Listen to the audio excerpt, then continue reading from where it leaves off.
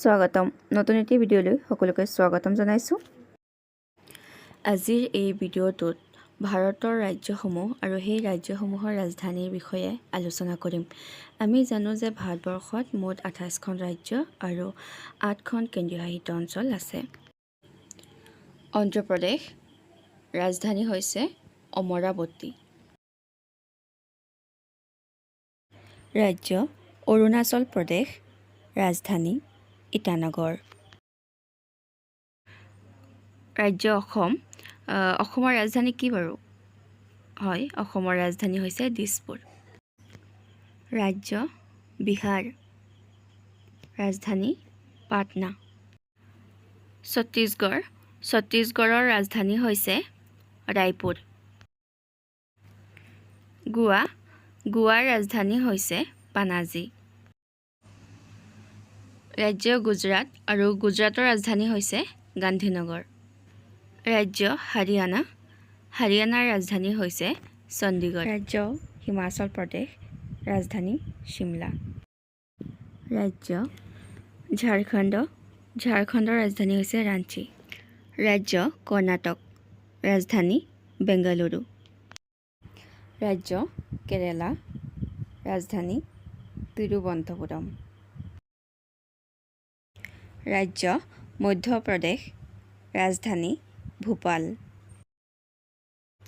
ৰাজ্য মহাৰাষ্ট্ৰ ৰাজধানী মুম্বাই। ৰাজ্য মণিপুৰ ৰাজধানী ইম্ফল। ৰাজ্য মেঘালয় ৰাজধানী শ্বিলং। ৰাজ্য মিজোৰাম ৰাজধানী আইজল। ৰাজ্য নাগালেণ্ড ৰাজধানী কোহিমা। ৰাজ্য উৰিষ্যাৰ ৰাজধানী হৈছে ভুৱনেশ্বৰ। ৰাজ্য পাঞ্জাৱ ৰাজধানী চণ্ডীগড়। ৰাজ্য ৰাজস্থান ৰাজধানী জয়পুৰ। ৰাজ্য ছিকিম ৰাজধানী গেংটক। ৰাজ্য তামিলনাডু ৰাজধানী চেন্নাই। ৰাজ্য তেলেংগানা ৰাজধানী হায়দৰাবাদ। ৰাজ্য ত্ৰিপুৰা ৰাজধানী আগৰতলা। ৰাজ্য উত্তৰ প্ৰদেশ ৰাজধানী লক্ষ্ণৌ।